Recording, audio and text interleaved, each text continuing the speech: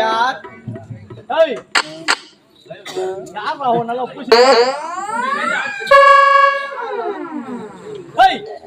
யார் நீ? என்னை பார்த்தா தெரியவில்லையா? தெரியலையே. கொள்ளை எடுப்பது, கொலை செய்வது அப்படியா? இதையே விளக்கமாக கொண்டிருக்கிறேன். கொள்ளை எடுக்கலாம் என்று வேக வேகமாக ஓடி வந்தேன். உன்னுடைய அழகை பார்த்து மயங்கி நின்று விட்டேன். கண்ணே, மயங்கி நின்று விட்டேன். ஐயா, நான் இருப்பதோ தன்னந்தனிமை. என் மனமோ கஷ்டத்தில் இருக்கிறது ஐயா. என் தாய் தந்தை இழந்து கஷ்டப்பட்டு இருக்கிறேன் ஐயா. கவலை என்பது வேண்டாம் அம்மா, கவலை என்பது வேண்டாம். உன்னுடைய கஷ்டத்தை நான் பார்த்துக்கிறேன். அப்படியா? உல்லாசத்திற்கு அழைத்து செல்கிறேன். உல்லாசம்? கவலைப்பட வேண்டாம். என்னத்திலே கொள்ளடித்த பொண்ணு பொண்ணு பலவாறு இருக்கின்றது. அழகான முறையில் உன்னை வைத்து நான் காப்பாற்றுகிறேன். திருமணம் செய்து கொள்ள வேண்டும். திருமணமா? அடிச்ச ஒரு தகவல் இருக்கும் பெண்ணிடம் இப்படி தகாத முறையில் பேசுகிறாய், இது நியாயமா? கும்பலாகிற பொம்பளை அனுப்புனா மொத்த பேர் சேர்ந்து முதல்ல டின்னு கட்டி போடுவா. அப்படி போன தனிக்கிறவன் அனுப்புனா தான் இந்த மாதிரி பாசம் முடிட்டு அது யாருவா? மரியாதையாக சொல்கிறேன். என்னை திருமணம் செய்து கொள்வாயா? செய்து கொள்ள முடியாது ஐயா. முடியாதா? முடியாது ஐயா. சரி, என்னை திருமணம் செய்து கொள்ள வேண்டாம். இந்த இடத்தில் யாரும் இல்லை. என்னை கட்டி அழைத்து ஒரே ஒரு முத்தம் என் கண்ணத்தில் கொடுத்து விட்டு தாராளமா போயிரு. முத்தமா? ஆமா. உங்களுக்கா? ஆமாண்டியா. அடச்ச மானம் கெட்டவனே, உனக்கு முத்தம் ஒரு கேடா? இப்படி எல்லாம் பேசாத என்னிடம். போ. எங்க போறா? போறேன். இப்ப நாயனாத்திங்க லோல் போட்டுக்கிறேன். நான் என்னங்க பண்ண முடியும்? சொல்றேன். முடியாதுங்க. முடியாது. முடியாதா?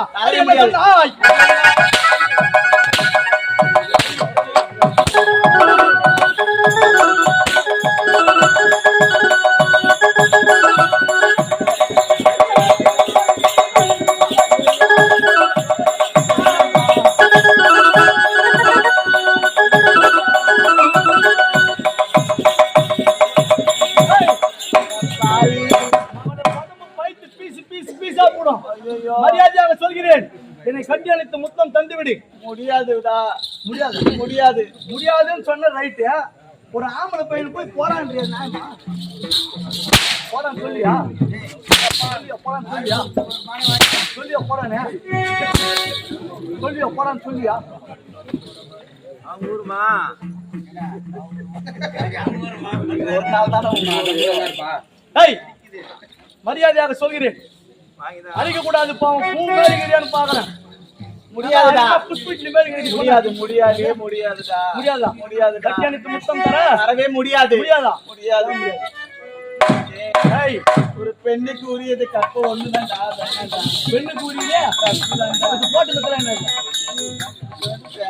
சரியா? மரியாதையா சொல்றேன். ஒரு முத்தம் தர முடியுமா? முடியாதா? முடியாதுடா. முடியாது. படிச்சு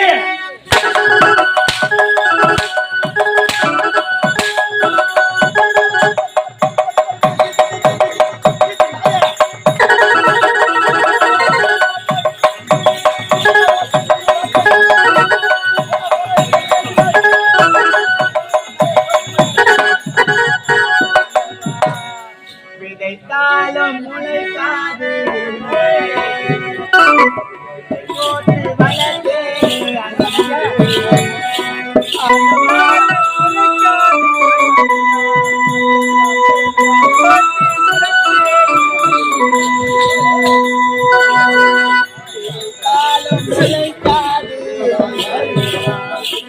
இதை போட்டு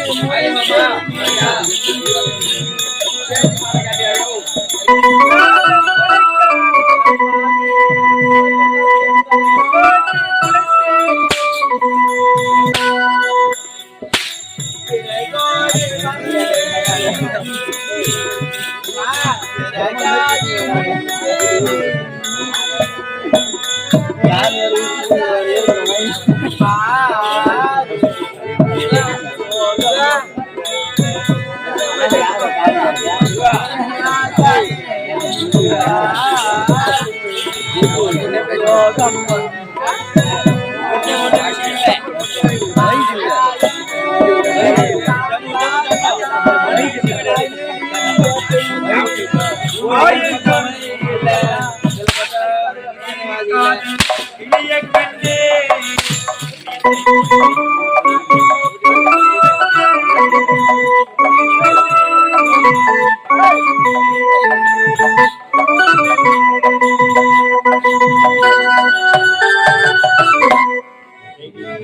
தடம் பார்த்து தானே வரும் இந்த மானே.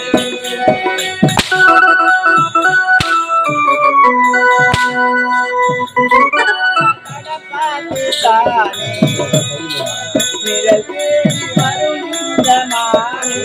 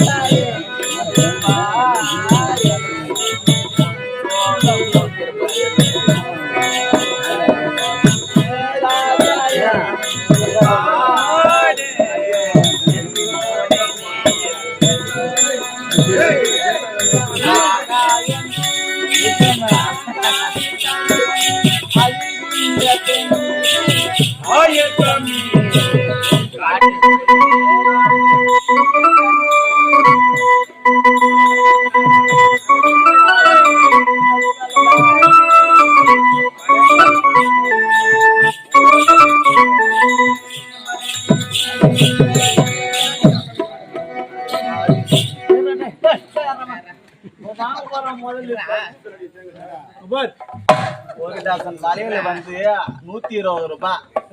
உன் இஷ்டத்துக்கு நீ மாட்டும் வச்சுட்ட. யார் வாங்கி தருமா? அப்பா வாங்கி தரப்பாரு. கால நாட்டி சொல்லையா 1500 ரூபாய் குத்தா தண்டான்னு வாங்கி எண்ணி எடுத்து போறேன். ஒரு டசன் வளையலுக்கு 2 டசன் வளையல் வாங்கி கொடுறான்னு கேக்குறியா? செய்யாறு பஸ் ஸ்டாண்ட்ல வந்து இறான கையோட வழியில வாங்கிக்கிட்டா நான் வந்து வண்டியில ஏறு பண்றேன். வண்டியில ஏறு பண்றியா? அதெல்லாம் என்ன அந்த வழியில? ஏய், ஒரு டசன் வழியில வச்சா 2 டசன் வழியில கேக்குறேன். பாண்டிச்சேரி இல்லாத வழியில செங்கால் பஸ் ஸ்டாண்ட்ல இருக்குது. அடிங்க அம்மா ஜெய் நிறைய ஆர்எஸ் பஸ் ஸ்டாண்ட் அவங்க அம்மா வீட்டுல நிறைய போட்டு கொடுத்தாங்க. போட்டு குத்தி டீ குடிச்சு. ஏய் பாவி, சென்னை மரியாதையாக உரைக்கிறேன். உன்னுடைய தாயார் தந்தையார் நீ எந்த நாட்டை சேர்ந்தவர்? இதையாவது மரியாதை சொல்றீ, அப்புறமா உங்க அதை பேசிக்கிறேன். நானும் உத்தமபுரி நாட்டை சேர்ந்தவர். உத்தமபுரி நாடா? ஆமா. அதுதா என் பெயர் வேல்விழி. உன் பெயர் வேல்விழி. வேலையா? வேலையா? ஐயோ ஐயோ, காஞ்ச மாடு கம்பளை மேல மாதிரி வரானப்பா. ஏய், நான் மாடு அழுக்கா நின்னுங்கிறேன். எங்க போய் காஞ்ச மாடு கம்பளை எப்படி மாதிரி காமிக்கிட்டேன். மேயத்தல அங்கே சரி, மரியாதையாக சொல்கிறேன். தாயார் தந்தையார் என்று சொல்லிவிட்டாய். எதற்காக இந்த காலகட்டத்தில் எப்படி தனிமையில் அணிந்து கொண்டிருக்கிறாய்? சொல்றேன். தந்தையை என் நாட்டு தளபதி கொன்று விட்டான் ஐயா. உன் நாட்டு தளபதி உன்னுடைய தந்தையை கொன்று விட்டான்? ஆமாம், அப்படி கொன்று விட்டான். என் தாயை சிறைப்பிடித்து வைத்துள்ளான் ஐயா. நான் கானகத்தில் விடப்பட்டேன் ஐயா, விடப்பட்டேன் ஐயா. பெண்ணே, கொள்ளை அடிப்பதையும் கொலை செய்வதையும் வழக்கமாக கொண்டிருந்த எனக்கு உன்னுடைய சோக கதையை கேட்டவுடனே என்னுடைய மனமானது இறங்கிவிட்டது. உன்னுடைய கதை முழுவதுமாக நான் தெரிந்து கொள்ள வேண்டும். முனைப்போல் நானும் தாய் தந்தை இல்லாமல் அனாதையாக தெரிந்து கொண்டிருக்கிறேன். அப்படி என்னுடைய வாழ்க்கையில் நடந்த சோகம் என்னை இந்த நிலைக்கு ஆளாகிவிட்டது. இதுவரையில் நான் பிரச்சனை செய்த தவறுக்கு என்னை நீ கையெழுத்து கும்பிட்டு கேட்டு உன்னுடைய கதையை நீ கூறிக்கொண்டு வா, என்னுடைய கதையை நான் கூறிக்கொண்டு வருகிறேன். மீதி எல்லாத்தையும் வடிகால் 4 மணிக்கு பேசிக்கலாம். அப்படியா? பேசலாம். அன்றொரு நாள்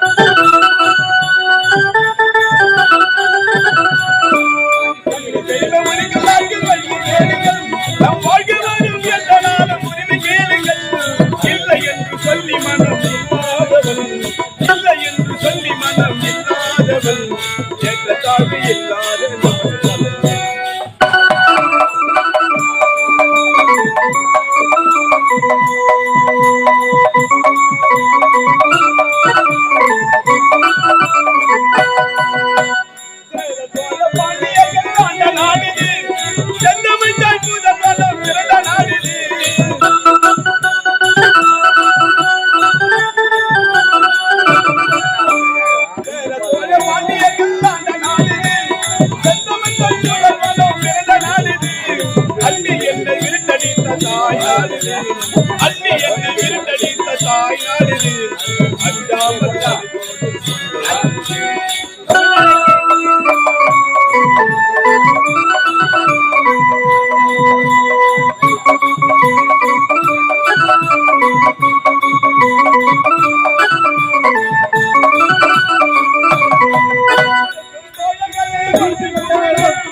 உண்மையெல்லும் தத்துவத்தை மறவாதீர்கள்.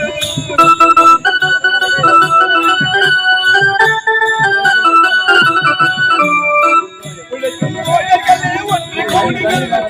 உண்மையெல்லும் தத்துவத்தை மறவாதீர்கள். பகவன் என்றால் தோல் கொடுக்க தயங்காதீர்கள்.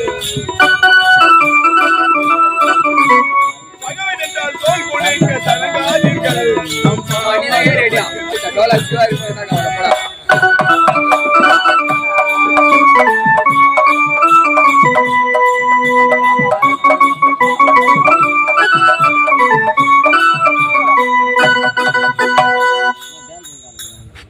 வான் நோக்கி வாழும் உலகம் எல்லாம் மன்னவன் கோல் நோக்கி வாழும் குடி. அப்படி இருக்கு இந்த கவிதை தீவிலே அங்கேயே சிங்கன் என்று பெயர் பெற்று சீரம் சிறப்போடு வந்திருக்கின்றேன். அச்சம் இல்லை அச்சம் இல்லை அச்சம் என்பது இல்லையே. பூச்சின் மீது வாண்டியிருந்த விழுகின்ற போதிலும் அச்சம் இல்லை என்று உலகை கடந்த மக்களுக்கு உணர்ச்சூட்டினார் பாரதி. கடமை கண்ணியம் கட்டி வாடி என்று வகுத்தவர் பேரறிஞர் அண்ணா. இப்படி இருக்கு இந்த கலிங்க தீவிலே அங்கேயே சிங்கன் என்று பெயர் பெற்று சீரம் சிறப்போடு வந்திருக்கின்றேன். எனக்கு முன்னதாக வர வேண்டிய காவலனை காணவில்லை.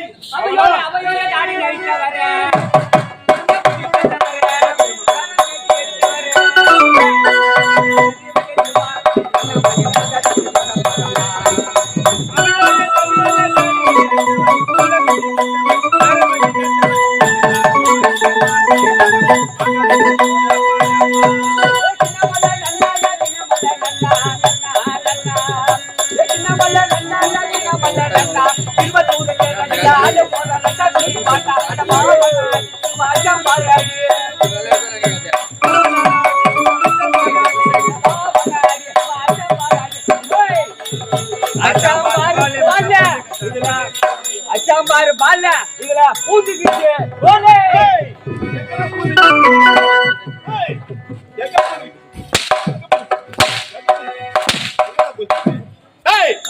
எனக்கு முன்னதாக வர வேண்டிய காவலன் நீ. ஆமாங்க. ஏண்டா காலதாமதம்? ஐயா எங்க வீட்ல ஒரு பிரச்சனை நடந்து போச்சுங்க. எங்க வீட்ல ஒரு பிரச்சனை நடந்து போச்சு. வரும்போது உங்க வீட்ல ஆமாங்க. என்னடா பிரச்சனை? எங்க போய் கேட்டாலும் பொண்ணு கொடுக்க மாட்டாங்க எனக்கு. டேய் எங்க போய் கேட்டாலும் பொண்ணு கொடுக்க மாட்டாங்க. அவ்வளவு அழகான மன்மதி குஞ்சு பழகுது. எங்க அம்மா என்ன பண்ணாங்க? பையா நம்ம வீட்டுல ஏதோ சாமி குத்தங்குது, ஏதோ ஒரு சாமி பராதிக்கிறான்ட்டாங்க. ஓஹோ அதாவது தெய்வ குற்றமா இருக்கா? தெய்வ குற்றங்குது. அதனால தான் உனக்கு கல்யாணமே ஆகல. சாமியை வேண்டிக்கலாம் சொல்லிடுறாங்க. என்ன பண்ணாங்க? நைட்டு ஃபுல்லா படுத்து தூங்காத ஓசிட்டு இருந்தேன். பார்த்தா என்ன பண்ண திருவண்ணாமலை தாண்டா மாதிரி பராதிக்கணும். ஓஹோ திருவண்ணாமலை உன்னால தாண்ட முடியுமாடா? திருவண்ணாமலை உன்னால தாண்ட முடியுமா? சரி சொல்லுடா. திருவண்ணாமலை தாண்டற மாதிரி பராதிக்கணும். ஒரு மாசம் விரதம் இருந்தேன். ஒரு மாசம் மாதாபான ஒரு மாசம் இருந்துட்டு திருவண்ணாமலை கிளம்புறதுக்காக எங்க அம்மா சாப்பாடு கட்ட சொல்லிட்டேன். அம்மா தயிர் சாதம், புளி சாதம், லெமன் சாதம் காலால போட்டு மெர்சி கட்டுமாட்டேன். மெர்சி கட்டினாங்களா? மெர்சி கட்டினா தாங்க முடியாது.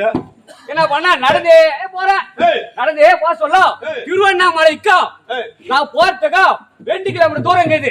அப்படி இருக்கு சொல்ல காத்து மழையை சொயிட்டி அடிக்குது. காத்து மழையும் ஆமா. பார்த்தா எங்க பார்த்தாலும் இடிங்குது, கரண்ட் ஆஃப் ஆயிடுக்குது. பார்த்தா போற வழியில ஒரு கூரை ஓடுது. பார்த்தா ஒரு பொண்ணு ஒண்ணு இருக்கு. அம்மா இது மாதிரிமா திருவண்ணாமலைக்கு போன ஒரு கோயிலுக்கு நானு அப்படின்னு. ஐயா இது மேல போக முடியாது, இந்த பக்கம் காட்டு பண்ணி சிங்க புள்ளி கரடி எல்லாம் இருக்குது.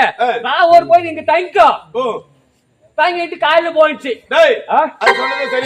என்ன பண்ண திருவண்ணாமலை சுற்றி பாத்தீங்கன்னா காடுகள் இருக்குது, சிங்கம் புலி கரடி என்ற போல மிருகங்கள்லாம் இருக்குது. அதனால பொண்ணு சொல்லி இருக்குது. நான் படிச்சேன் மாமா வெள்ளம் வந்திருக்கு, தண்ணி மழை பெஞ்சு வெள்ளம் வந்திருக்கு, கொட்டா உள்ள எப்படிமா பட்டுக்கிறதுன்னு கேட்டேன்.